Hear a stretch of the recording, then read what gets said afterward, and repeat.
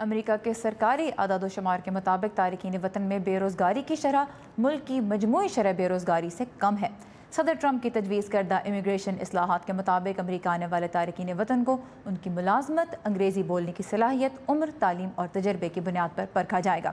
آج میرے مہمان اسی موضوع پر ہیں امیگریشن قوانین کے ماہر وکیل محمد علی سید۔ محمد علی، ویلکم ٹو ویو 360۔ ہم نے دیکھا کہ چین مائیگریشن کے بارے میں صدر ٹرمپ کا موقف جو ہے وہ بہت سخت ہے، وہ اس کو ختم کرنا چاہتے ہیں اور پوائنٹس بیس سسٹم لے کر آنا چاہتے ہیں۔ آسٹریلیا اور کینیڈا میں پوائنٹس بیس سسٹم آلریڈی رائج ہے، تو پھر امریکہ میں کیوں اس کے بارے میں مخالفت ہم دیکھ رہے ہیں؟ شکریہ سارہ، بہت دلچسپ موضوع ہے یہ، اور ایک بات میں واضح کرنا چاہتا ہوں کہ یہ جو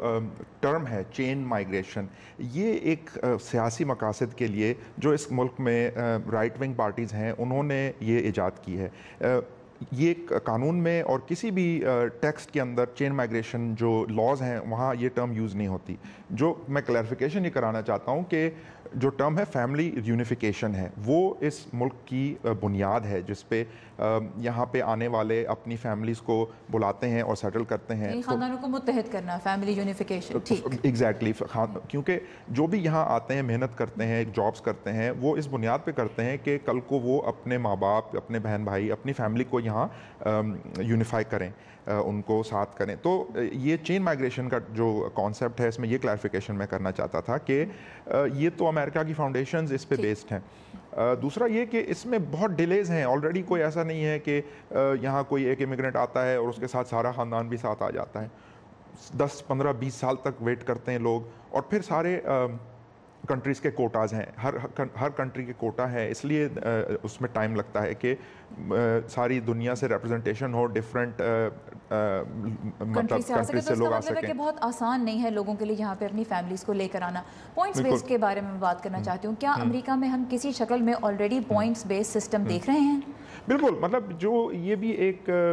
جو آئیڈیا ہے کہ یہاں پہ امیگرینٹس جو ہیں وہ میرٹ بیس پہ نہیں آ رہے، تو میں یہ کہوں گا کہ آلریڈی یہاں پہ ایک میرٹ بیس سسٹم جو ہے وہ رائج ہے۔ لائک آپ H1B ویزا لے لیں، ہمارے پاکستان سے ڈاکٹرز آپ دیکھ لیں، جتنے ٹاپ یونیورسٹی سے پڑھ کے آتے ہیں ان کو بھی بڑی دشواری ہوتی ہے، اور لیکن آپ دیکھیں گے کہ سارے ہائیلی ایجوکیٹڈ جو امپلائیز ہیں وہ ان کے امپلائرز ان کو سپورٹ کرتے ہیں، وہ اکثر کئی سال امپلائرز ان کی جو اپلیکیشنز ہیں ان کو سپورٹ کر رہے ہوتے ہیں۔ تو یہ ایک کانسیپٹ، یہ بھی ایک غلط کانسیپٹ ہے کہ یہاں پہ میرٹ بیس سسٹم آلریڈی نہیں ہے۔ ٹھیک، بیکاز جو بھی آلریڈی جتنے بھی آپ H1B ویزا لے لیں،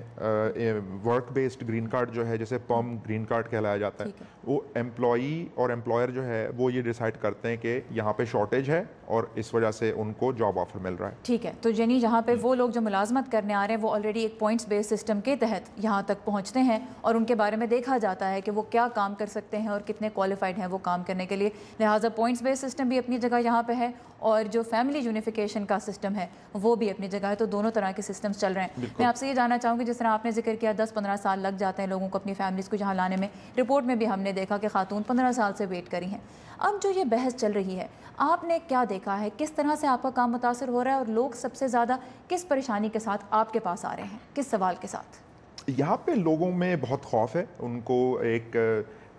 یعنی تحفظ کا احساس دلانا جو ہے وہ مین آئیڈیا ہے کہ امریکہ آئیں نہ آئیں۔ یہاں پہ ہمارا کام پچھلے چند سالوں میں جو میں نے یہاں پہ جو تبدیلیاں دیکھی ہیں، اس میں جس کیس میں مجھے 10 گھنٹے لگتے تھے کیس اپروو کرانے میں، اب مجھے 20 30 40 گھنٹے لگتے ہیں۔ تو کلائنٹس کے لیے بہت مہنگائی ہے اور بہت ضروری ہے کہ وہ بہت مشکل ہو گیا ان کے لیے۔ سو